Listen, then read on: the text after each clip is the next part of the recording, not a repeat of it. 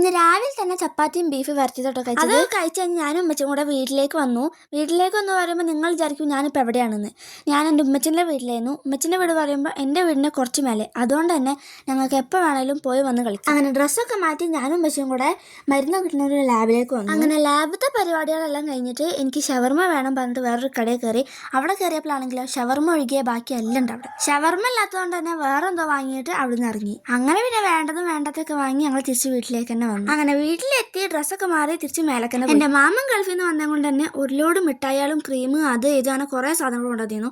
ആദ്യത്തെ ഒരു മിഠായിയാണ് അത്. ദാറ്റ് വാസ് എ കോലുമിഠായി, ഒരു റോസാപ്പൂ ഷേപ്പുള്ള കോലുമിഠായി. എന്തായാലും അത് കഴിഞ്ഞപ്പോൾ സൺഫ്ലവർ സീഡും വട്ടയപ്പം ഒക്കെ കഴിച്ചു. ഞാൻ ആദ്യമായിട്ടാണ് ഇത്ര ചെറിയ വട്ടയപ്പം കണ്ടത്. അത് കഴിഞ്ഞപ്പോൾ പാഷൻ ഫ്രൂട്ട് കിട്ടിയിരുന്നു. പാഷൻ ഫ്രൂട്ട് ഉപ്പും മുളകും പഞ്ചസാര ഇട്ട് കഴിച്ചു. പിന്നെ മറ്റേ പൂള ഉണ്ടാക്കിയിരുന്നു, പൂളയും ചമ്മന്തിയും. എനിക്ക് ഭയങ്കര ഇഷ്ടമായിട്ട് ഇങ്ങനെ പൂള കഴിക്കുന്നത്. വീട്ടിൽ പൂള വാങ്ങിയാൽ അധികം ഇങ്ങനെ തന്നെ ഉണ്ടാക്കല്. വളരെ റയറായിട്ട് കപ്പ ബിരിയാണി ഉണ്ടാക്കാറുള്ളൂ. അത് കഴിഞ്ഞ് എൻ്റെ സ്വന്തം മാമൻ കൊണ്ടുവന്ന ഒരു ലോഡ് മിഠായികളുണ്ടായിരുന്നു. ആദ്യത്തെ കുറച്ച് കഴിച്ചു. കുറച്ച് പറയുമ്പോൾ ഒരെണ്ണേ കഴിച്ചുള്ളൂ. ആ ഒരു ഷോക്ക് വേണ്ടി മാത്രം എടുത്താണ് തോന്നി. ഷോ പറഞ്ഞാൽ പട്ടി ഷോ, ആസ്ഥാന പട്ടി. ആൻഡ് അറ്റ് ലാസ്റ്റ് ചോറും കഴിച്ച് കടന്നുറങ്ങി. അപ്പോൾ ഇന്നത്രേ ഉള്ളൂ. So by.